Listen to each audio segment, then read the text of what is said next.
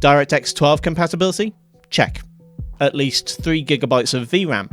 Check. Performance comparable to a GTX 1060? Also check.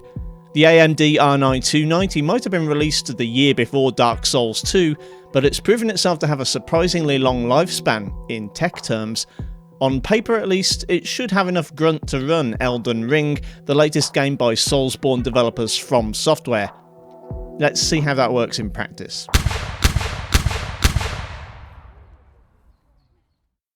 So, I'm going to address the numbers straight up here, but I have to point something out at the end of the video.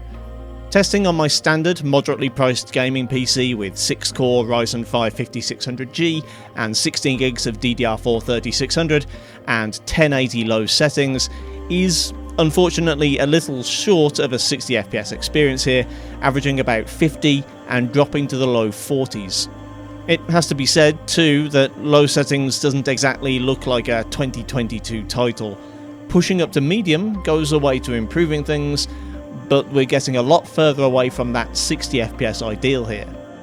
Averages are now in the low to mid 40s, but 1% lows do at least stick above the 30 FPS mark. In fact, if we're setting the bar at 30, it's possible even to push quality up to high.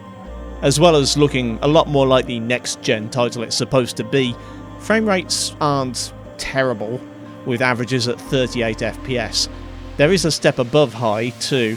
The maximum quality preset looks amazing, but the average FPS scrapes over 30, and the game spends a lot of time running in the 20s. I'd bet most people would rather sacrifice a little quality rather than see frame rates this low, especially as sub 30 FPS makes the game even harder to play.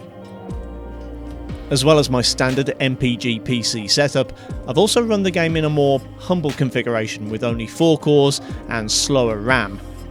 As I've come to expect, this doesn't have a huge impact on averages, a few frames here and there that can be down to environmental differences as much as anything, but 1% lows are consistently lower than on the higher spec system. And that leads me to a conclusion, and that is that this sucks. I know you might not have seen my other Elden Ring videos, but this is barely above the performance of the normally much less powerful GTX 960, and like with that card, you might want to think about playing Elden Ring at 1600 by 900 rather than the full 1080. I hope this disappointing performance is down to drivers, and at this point I have to come clean. I'm not using the regular drivers from AMD, but the modded Nimes 22.2.2 drivers instead. If you just straight up install the AMD drivers from their website, you might be surprised to find that they're not the latest ones, but the R9 290 and all cards of its era had driver support pulled last summer. I did very quickly compare the legacy 21.5.2 drivers against the new Nimes ones, and the results were pretty much the same. It's entirely possible that a future release will improve things, and I truly hope this is the case, because right now I'm really disappointed with this result. Hope that's been helpful. Thanks for watching. Kindly do the usual YouTube things if you feel so inclined, and I'll see you next time.